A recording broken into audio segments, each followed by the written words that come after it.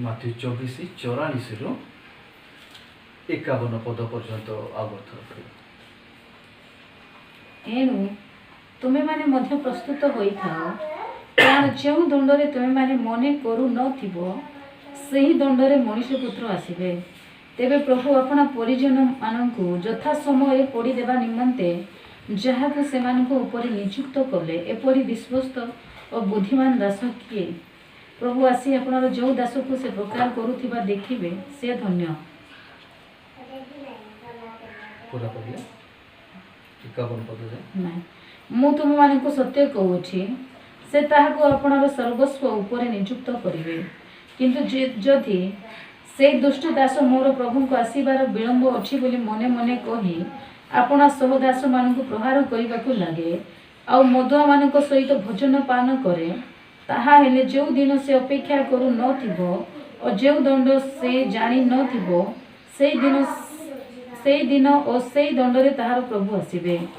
ପୁଣି ସେ ତାହାକୁ ଦ୍ୱିଖଣ୍ଡ କରି କପଟିମାନଙ୍କ ସହିତ ତାହାର ଅଂଶ ନିରୂପଣ କରିବେ। ସେଠାରେ ରୋଦନ ଓ ଦନ୍ତର କିଳିମିଳି ହେବ। ହାଲେଲୁୟା।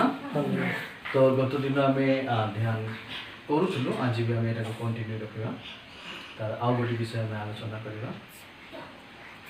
ତ ଏଠି ଯୀଶୁଖ୍ରୀଷ୍ଟ ତାଙ୍କର ଆଗମନ ସମୟରେ ଗୋଟେ ଘଟଣାକୁ ଗୋଟିଏ ଦାସକୁ ଦୁଇ ପ୍ରକାର ଭାବରେ ବର୍ଣ୍ଣନା କରି ଏଠି ଶିକ୍ଷା ଦେଉଛନ୍ତି। ତ ଏ ଦୁଇ ପ୍ରକାର ଯେଉଁ ଦାସ ବିଷୟରେ ଉଲ୍ଲେଖ କରାଯାଇଛି, ଏ ଦୁଇ ପ୍ରକାର ଦାସ ଦୁଇ ପ୍ରକାର ମଣ୍ଡଳୀକୁ ସୂଚାଉଛି।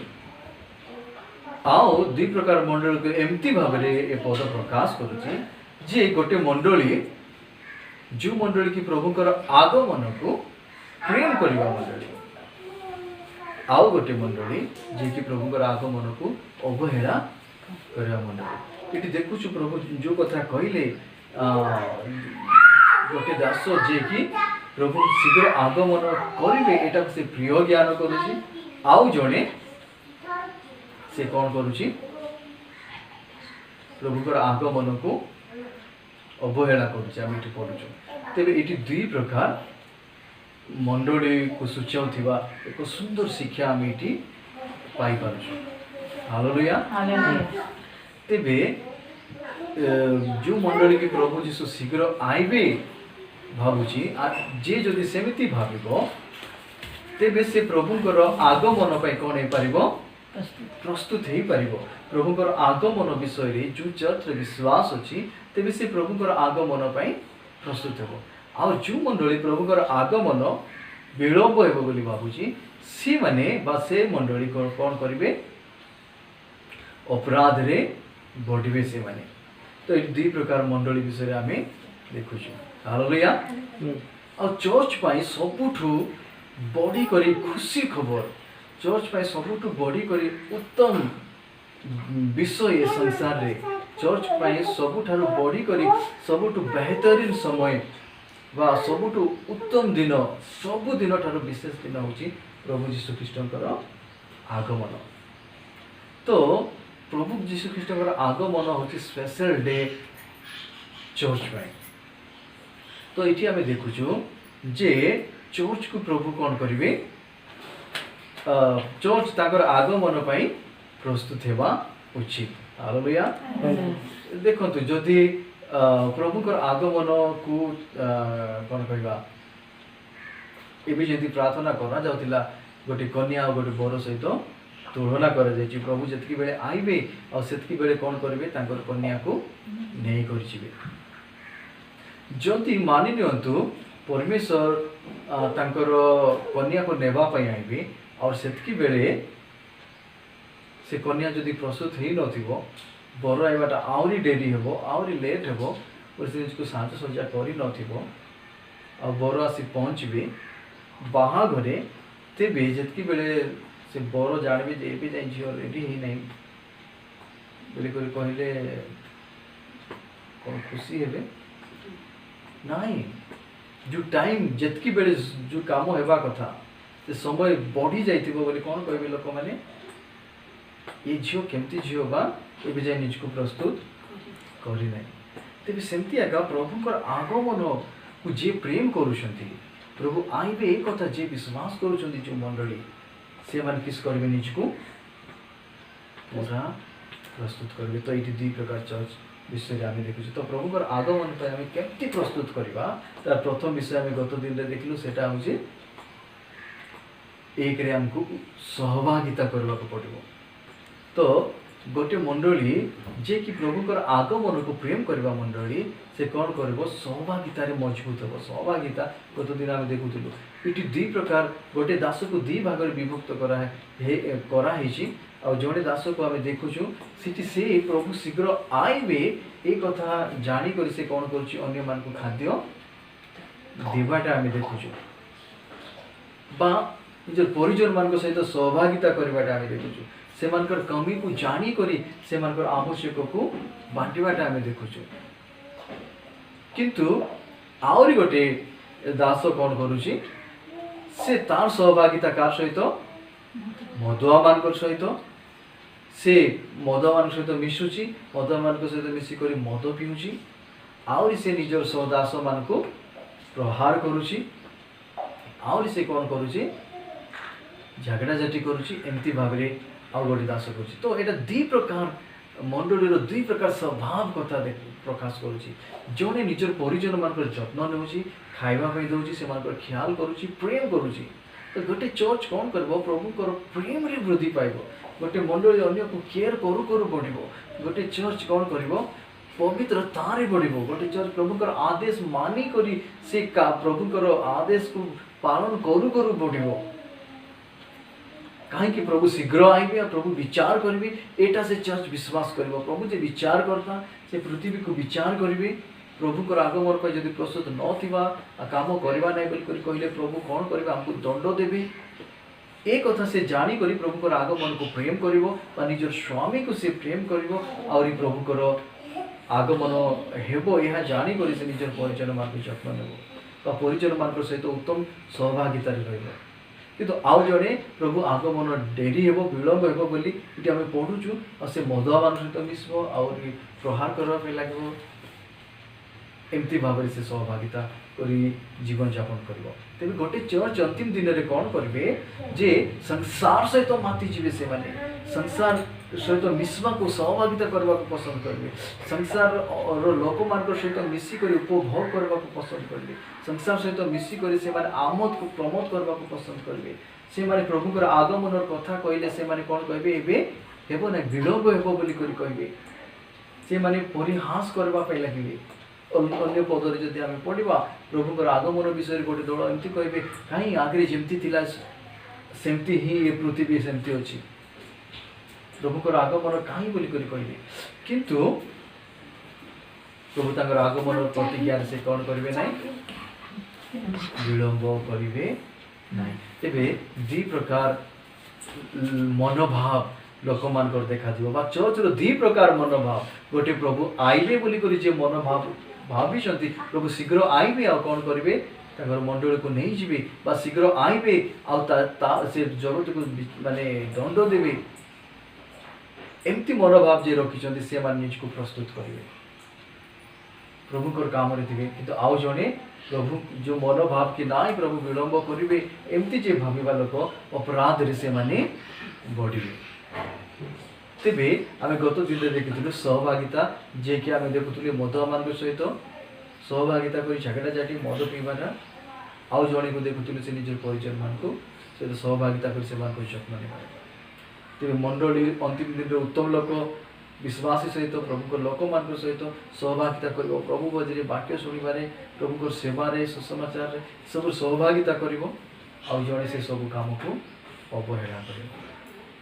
तो प्रथम विषय आम सहभागिता विषय देखल तबे आमर अंतिम दिन में सहभागिता बहुत आवश्यक जदि प्रथम विषय सहभागिता हम देखी सारी। सेकेंड विषय आज मुझे कहवाई चाहिए सेकेंड विषय हूँ दुई प्रकार दायित्व।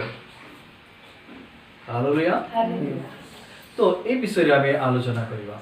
तो अंतिम दिन में जे जो चर्च प्रभुकर आगमन हेबो एटा विश्वास करना मंडली वास्तव में ठीक चर्च अंतिम दिन रे प्रभुकर आगमन प्रति हमको बहुत मनोयोगी होगा पड़ो। हालेलुया। आउ गोटे चर्च जे प्रभुकर आगमन कौन हेबो विलंब हेबो बोली भाबबा चर्च। तो प्रभु माने दायित्व को मंडली निजर दायित्व को पूरा करिवो। सेकंड पॉइंट होची आमे दायित्व निजर दायित्व को तुलेबा चर्च।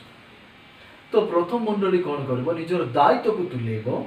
जे के तुलेबो दायित्व को जे कि प्रभु यीशु निहाती आइबे और प्रभु देइथिबा दायित्व जदि मु तुलेबी नहीं, प्रभु देइथिबा कर्तव्य जदि मु पूरा करबी नहीं, प्रभु जो काम पर नियुक्ति करिसथि से काम जदि मु करबी नहीं, प्रभु देइथिबा काम को जदि करूथिबी नहीं बोली करी कहले मोर प्रति दंड अछि, सेति पई प्रभु पर काम करबा उचित बोली करी भाबी एटा महत्वपूर्ण मने करी सब काम टु बढी करी सब विषय टु बढी करी प्रभुकर आगमन को प्रेम करी जे प्रभुकर देइथिबा कामर दायित्व को पूरा करबो। दायित्व पूरा करबा मंडली से मान को प्रभु आशीर्वाद करेंगे, बहुत विषय पर नियुक्ति करेंगे। ये से लिखा है आम पढ़ी पार आम तो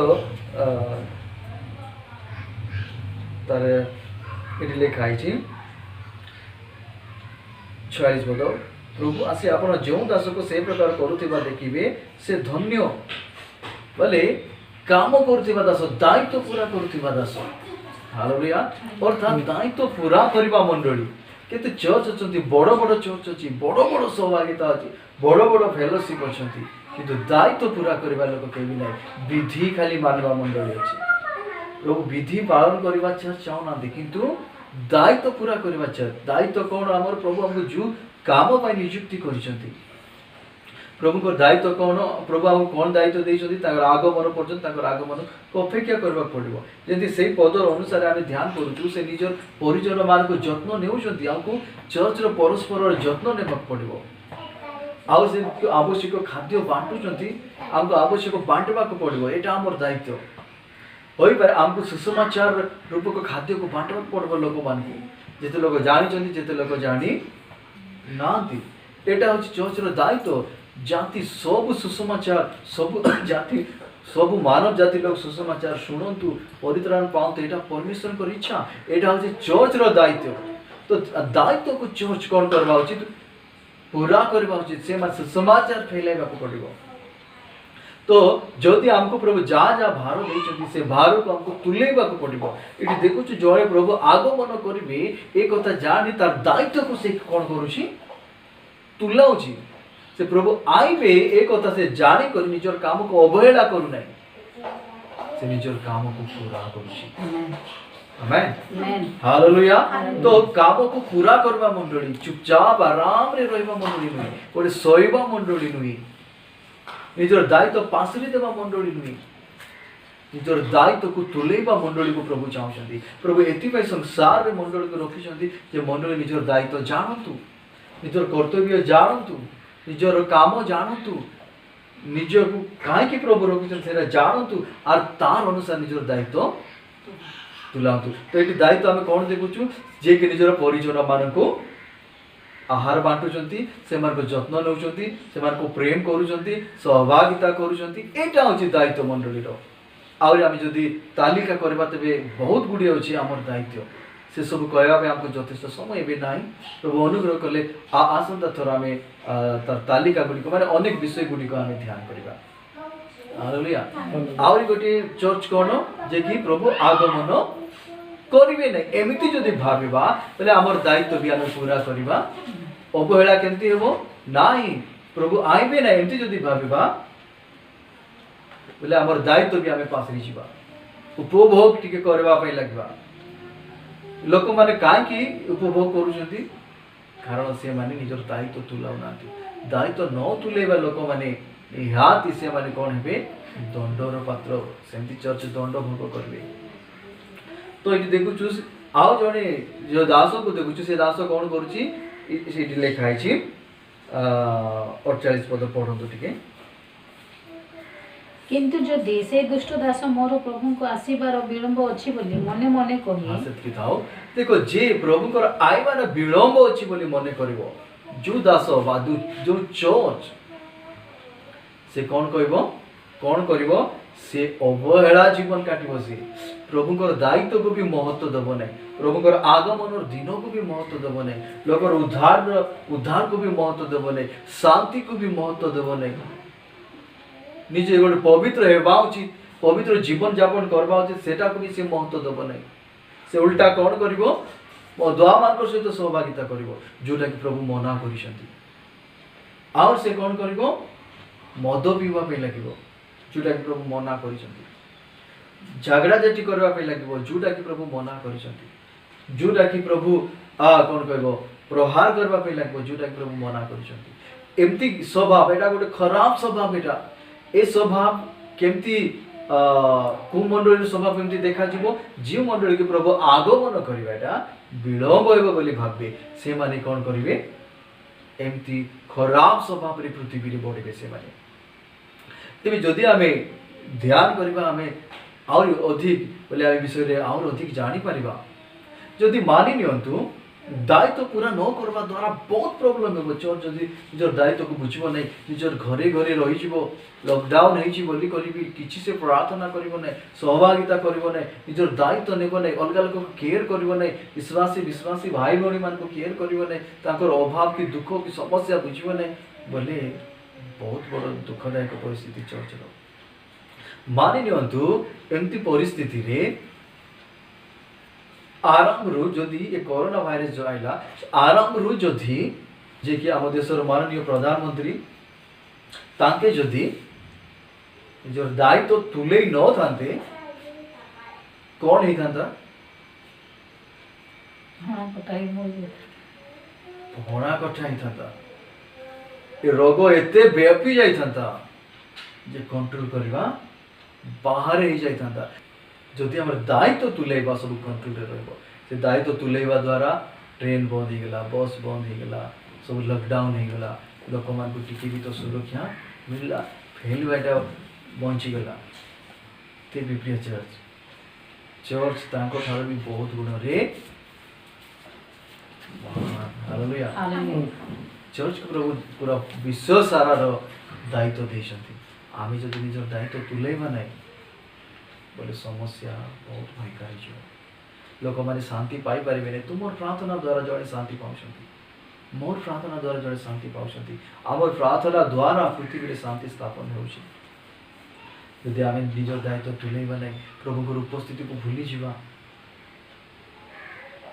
बोले बहुत समस्या पृथ्वी रे देखा जीवो एमती गोटे पद लेखाई छि माथि पुस्तक रे ही प्रभुकर साधु लोक माने प्रार्थना करबा द्वारा होई पारे से विपदर दिन किस करा जीवो उणा करा जीवो आमर दायित्व होछि प्रार्थना करिबाटा प्रार्थना कले होई पारे प्रभु किस करिवे लोक मान को उद्धार करिवे यदि प्रार्थना करिबा नै उद्धार पाइबे नै लोकर उद्धार आमर दायित्व तुलेबा द्वारा अछि आ लोक और गार उद्धार आम मंडली दायित्व मंडली बुझवा द्वारा अछि जीसु निजर दायित्व तुलेले पितांकर कथा मानिले आओ जा द्वारा के हम परित्राण पाइलु प्रभुकर आदेश मानिबाटा ही आमर दायित्व तुलेबाटा इति जो दासो को देखु से प्रभुकर आदेश को मानुचंती परिजन मान को ताकर आवश्यक खाद्य बांटुचंती तार द्वारा अनेक लोक शांति रे अछंती अनेक लोक आराम रे अछंती अनेक लोक सुरक्षा रे अछंती अनेक लोक प्रस्तुत हेइछंती प्रभुकर आगमन जति हेबो बोले प्रभु तांको नै जिवे हालेलुया प्रेज द लॉर्ड ए जोड़े उत्तम दास उत्तम भाव रे जदि केयर करबो चर्च को ले से माने प्रभु को राज्य को जाई पारबे हालेलुया प्रेज द लॉर्ड जोड़े उत्तम चर्च उत्तम दायित्व जदि तुलेबो अनेक लोक सेव हो जिवो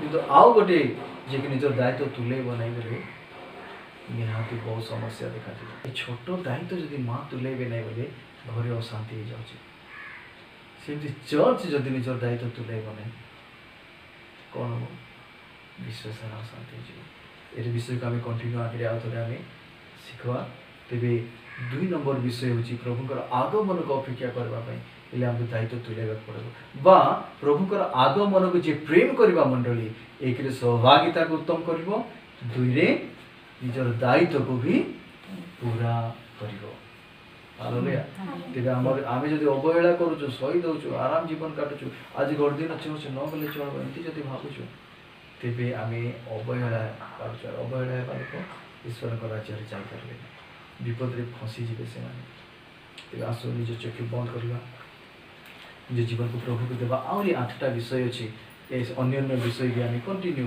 एटा को आमे ध्यान करूथिबा आसो चक्षु बंद करू